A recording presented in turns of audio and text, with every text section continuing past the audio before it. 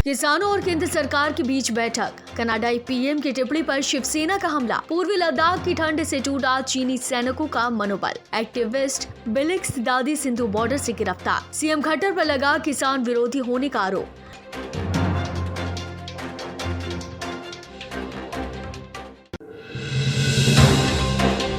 किसानों के कृषि कानून के खिलाफ आंदोलन करने के बाद आखिरकार केंद्र सरकार ने किसानों के साथ बातचीत की है। इस बातचीत में कृषि मंत्री नरेंद्र सिंह तोमर ने किसानों को सलाह देते हुए कहा कि हम मिलकर एक समिति बना लेते हैं। किसान अपने संगठन से 4-5 नाम दे, साथ ही समिति में सरकार के लोग भी होंगे और एक्सपर्ट्स भी शामिल होंगे। ये सभी लोग नए कानून पर चर्चा करेंगे। इसके बाद देखा जाएगा कि कहाँ गलती है और आगे इस पर क्या करना है।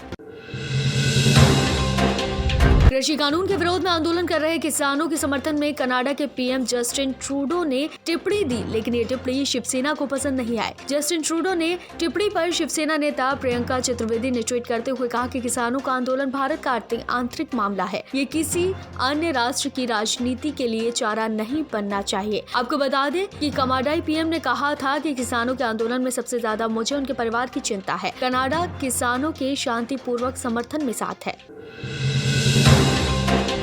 पूर्वी लद्दाख में इस वक्त भारतीय और चीनी सेना आमने सामने खड़ी है, लेकिन ऐसा लगता है कि भारतीय सेना के सामने चीन ज्यादा दिनों तक नहीं टिक पाएगा। दरअसल पूर्वी लद्दाख में कड़ाके की ठंड के चलते चीन की पीपल्स लिबरेशन पार्टी के हालात अभी खराब होने लगे हैं। चीनी सेना रोजाना अग्रिम चौकियों पर अपने जवानों को बदल रहे हैं, जबकि भारतीय सैनिक उसी लोकेशन में लंबे समय से तैनात है। आपको बता दें कि इस इलाके में ठंड माइनस से भी नीचे चली जाती है।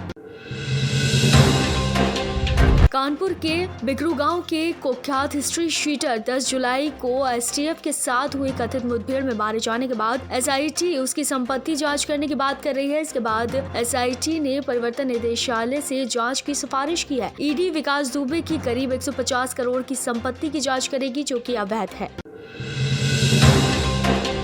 किसान आंदोलन करते हुए राजधानी दिल्ली के पास डेरा जमाए किसानों को अब शाहीन बाग में सीएए के खिलाफ महीनों तक प्रदर्शन करने वाली महिलाओं ने भी समर्थन देना शुरू कर दिया। इसी कड़ी में एक्टिविस्ट बिलिक्स दादी सिंधु बॉर्डर पहुंची थी, लेकिन बिलिक्स दादी ने कहा कि हम किसानों की बेटियां हैं, हम आज किसानों के विरोध का समर्थन करेंगे, हम अपनी आवाज उठाएंगे, सरकार को हमारी बात सुननी चाहिए। जिसके बाद पुलिस ने उन्हें गिरफ्तार कर लिया।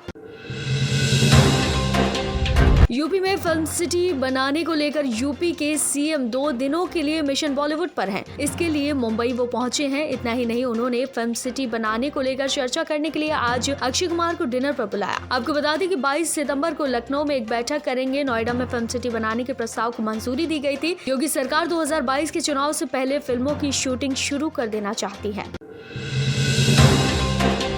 किसान आंदोलन में हरियाणा के हजारों किसानों के शामिल होने के बाद हरियाणा बीजेपी के एक निर्दलीय विधायक ने हरियाणा के सीएम मनोहर लाल खट्टर पर आरोप लगाते हुए कहा कि खट्टर सरकार किसान विरोधी है। निर्दलीय विधायक सोमवीर सांगवान ने किसानों पर बीजेपी द्वारा अत्याचार करने का आरोप लगाते हुए अपना समर्थन वापस ले लिया। आपको बता दें कि इससे पहले किसानों का समर्थन करते हुए सांगवान ने हरियाणा पशुधन विकास बोर्ड के अध्यक्ष पद से इस्तीफा दे दिया था।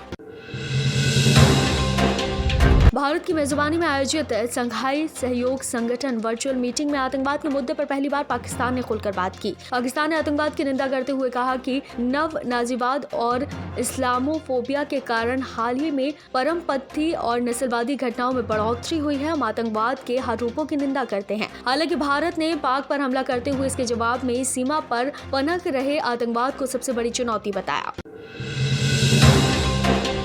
अमेरिकी दवा कंपनी मॉडर्ना ने अपने कोरोना वैक्सीन को लेकर एक बड़ा दावा किया है। कंपनी ने कहा कि उनकी बनाई गई वैक्सीन 94% तक कारगर है। कंपनी कोरोना वैक्सीन को इस्तेमाल करने के लिए अमेरिका और यूरोप की इमरजेंसी अनुमति के लिए अनुरोध करने वाली है। इस कंपनी के निर्माताओं का दावा है कि वैक्सीन के साइड इफेक्ट नहीं मिले हैं, ये पूरी तरह से सुरक्षित है।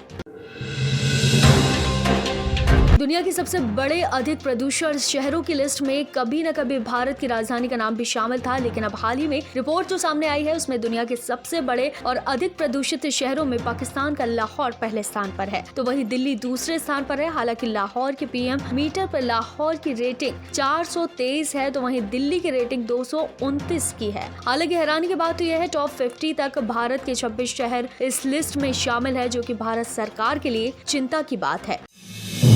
आप देख रहे हैं नेट्रिक न्यूज, साहस सच कहने का।